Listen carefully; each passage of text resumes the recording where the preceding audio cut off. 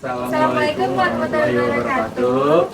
Kami dari kelompok 13. Perkenalkan, nama saya Nur Aziza. Saya Putri Satyandi. Nama saya Ahmad Fahri Guru Agung. Nama saya Alif Nurmansyah. Jadi kami berempat di sini ingin mempresentasikan video tentang paragraf dan alinea. Sekian, terima kasih. Saya akan membacakan tentang paragraf atau alinea. Daftar isi. Di sini ada yang pertama, di sini ada daftar isi. Di sini itu pengertian paragraf, ciri-ciri paragraf, struktur dan unsur-unsur paragraf, fungsi paragraf, dan jenis-jenis paragraf beserta contohnya. Kedua, ada ciri-ciri. Paragraf mengandung makna, pesan atau pikiran dari penulis. Kedua, paragraf dibangun oleh beberapa kalimat yang menghasilkan suatu tema tertentu. Yang ketiga, ada kalimat-kalimat dalam paragraf disusun secara logis dan sistematis. Yang keempat, ada paragraf mengandung satu ide pokok dalam beberapa kalimat penjelas. Lalu ada paragraf yang baik. Paragraf yang baik memiliki kesatuan, kepaduan, ketuntasan, konsisten, sudut pandang, dan keruntutan. Lalu ada unsur-unsur paragraf. Yang pertama, memiliki topik atau gagasan utama. Yang kedua, memiliki kalimat utama. Yang ketiga, memiliki kalimat penjelas atau kalimat pendukung. Yang terakhir, ada terdapat konjungsi.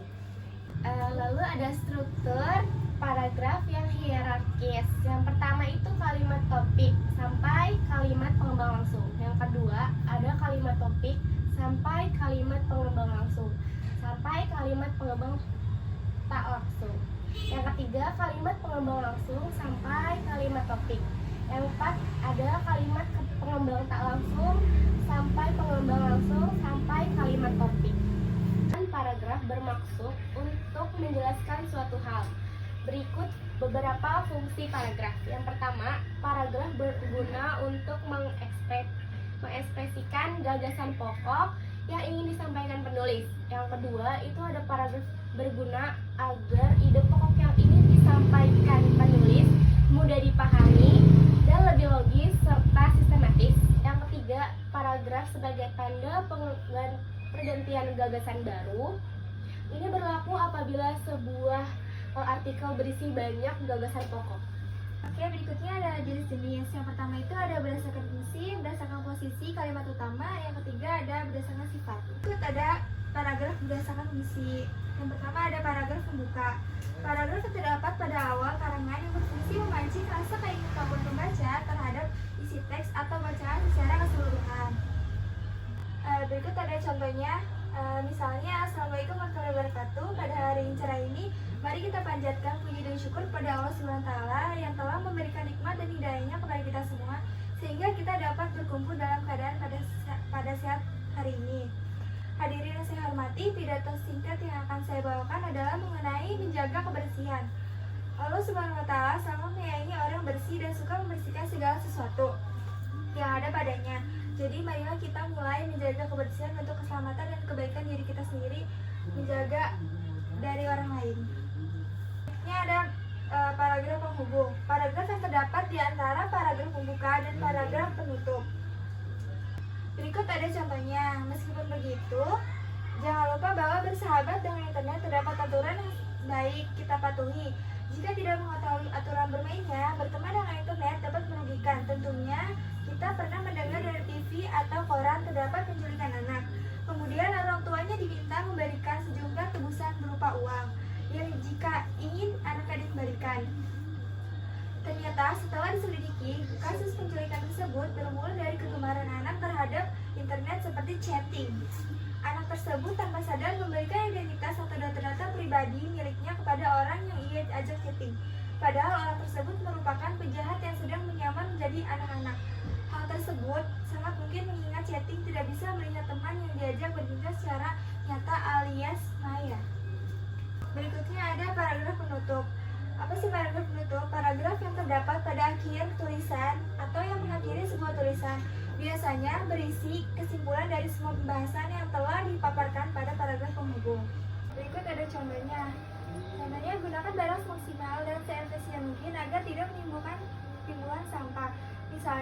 bisa menggunakan plastik pembungkus hingga tidak bisa digunakan lagi. Bisa juga dengan memperbaiki perabot lama dengan memberinya desain. Selain bisa meminimalisir sampah, kamu juga menghemat biaya dengan tidak memberi perabot baru. Hutan memberikan banyak kontribusi bagi kehidupan semua makhluk hidup yang ada di muka bumi ini. Oleh karena itu, sangat penting untuk menjaga hutan agar terhindar dari semua dampak yang mungkin terjadi. Saya akan menjelaskan berdasarkan posisi kalimat utama. Yang pertama ada paragraf deduktif. Paragraf yang ide pokok atau gagasan utamanya terletak di awal paragraf dan diikuti oleh kalimat-kalimat pengembang untuk mendukung gagasan utama. Contohnya ada paragraf berupa Indonesia merupakan negara kepulauan terbesar di Indonesia. Ada lebih dari 18.000 pulau di Indonesia yang diantaranya sekitar 6.000 pulau yang berpenghuni. Sebagai negara kepulauan dengan wilayah terluas di dunia, Indonesia memiliki potensi besar menjadi poros maritim dunia. Hal ini memberi keuntungan yang besar bagi Indonesia dalam hal perdagangan ekonomi dunia. Selanjutnya ada paragraf induktif. Paragraf induktif adalah paragraf yang kalimat topiknya terdapat pada bagian akhir dan merupakan pendukung gagasan utama. Secara ekonomi, kota ini sangat kondusif untuk berbisnis.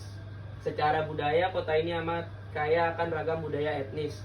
Penduduknya pun relatif terbuka terhadap unsur etnis yang berbeda. Secara geografis, kota ini terletak di daerah yang relatif sejuk. Itulah hal yang membuat kerasan tinggal di kota Bandung. Ada paragraf deduktif dan induktif. Paragraf deduktif induktif adalah paragraf yang kalimat topiknya terdapat pada bagian awal dan akhir.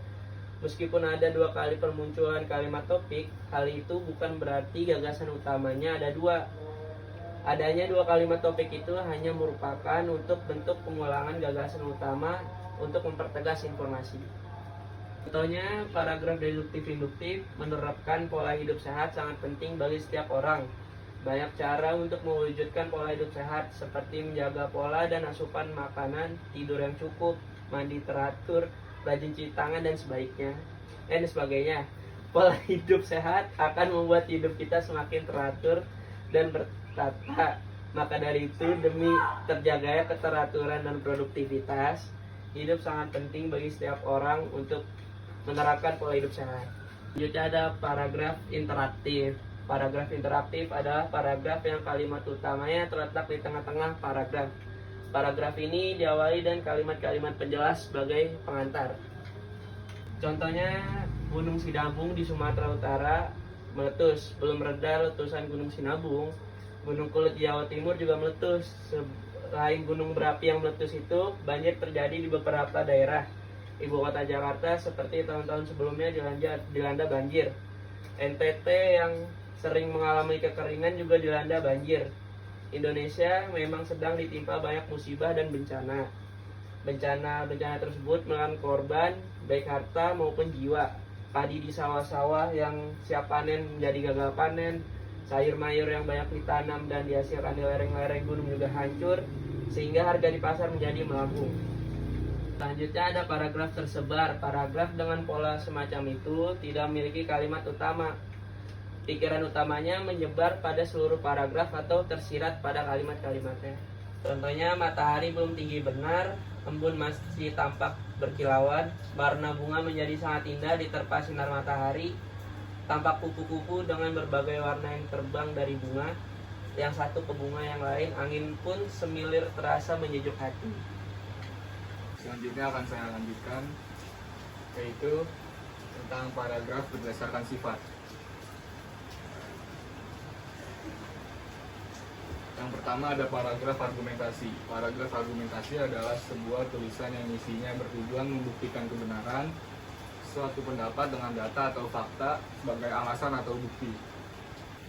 Contohnya itu ada kematian akibat kanker paru terjadi karena kebiasaan merokok bisa mencapai 80-90%. Selain itu, merokok juga dapat menyebabkan berkurangnya ketajaman mata, jadi bisa bikin mata minus. Setiap tahun kira-kira 3 juta orang akan mati akibat keracunan asap rokok. Jumlah itu akan meningkat sampai 10 juta pada tahun 2020. Paragraf berdasarkan sifat, yaitu ada paragraf narasi yang kedua. Paragraf yang mengisahkan suatu kejadian atau peristiwa secara kronologis dalam kesatuan waktu tertentu. dengan mengutamakan adanya tindak tunduk, perbuatan aktif dari tokoh disertai ilustrasinya atau halusinasinya. Nah, contohnya itu ada, aku duduk dekat kaki penjaga itu, ia terus bergumul dengan lempung tidurnya. Barangkali ia sedang mimpi berburu, atau mimpi jadi orang yang berkuasa seperti raja. Waktu kesentuh kakinya, ia tidak berkutik, begitu dahsyat ia membiarkan dirinya kosong. Aku jadi berani, aku menghampiri pintu lalu kukuatkan, terdengar jerit yang pedih meloncati ke sunyian. Aku menarik nafas, takut kalau ada yang memergoki. Yang ketiga, paragraf persuasi. Paragraf yang mempunyai tujuan untuk meyakinkan atau mengajak si pembaca dengan maksud tertentu. Dan yang keempat itu paragraf eksposisi. Apa sih paragraf eksposisi itu? Yaitu jenis paragraf yang bertujuan untuk memberikan penjelasan, informasi, atau deskripsi tentang suatu topik tertentu. Contoh paragraf persuasi. Dari Bank Umum Nasional, inilah produk unik yang menguntungkan Anda. Kapanpun dan kemana saja Anda ingin bepergian, guna wisata siap menguruskan visa, paspor, uang saku, asuransi jiwa 24 jam, secara cuma-cuma, dan keperluan Anda yang lainnya. Anda terima beres. Sementara simpanan Anda di guna wisata terus berbunga, guna wisata menerima simpanan dalam mata uang rupiah dengan US dollar dengan bunga 7,1% dan 8,5%.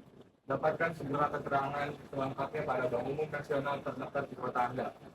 Untuk kemudahan Anda melakukan perjalanan wisata, bisnis, atau perjalanan lainnya, mulai hari ini manfaatkan Guna Wisata. Contoh paragraf eksposisi. Nilai-nilai sosial dan moral mempunyai pengaruh yang kuat terhadap pertumbuhan individu seseorang. Memang, nilai-nilai sosial dan moral ini seolah-olah bekerja membina seseorang mulai masa kanak-kanak sampai dewasa.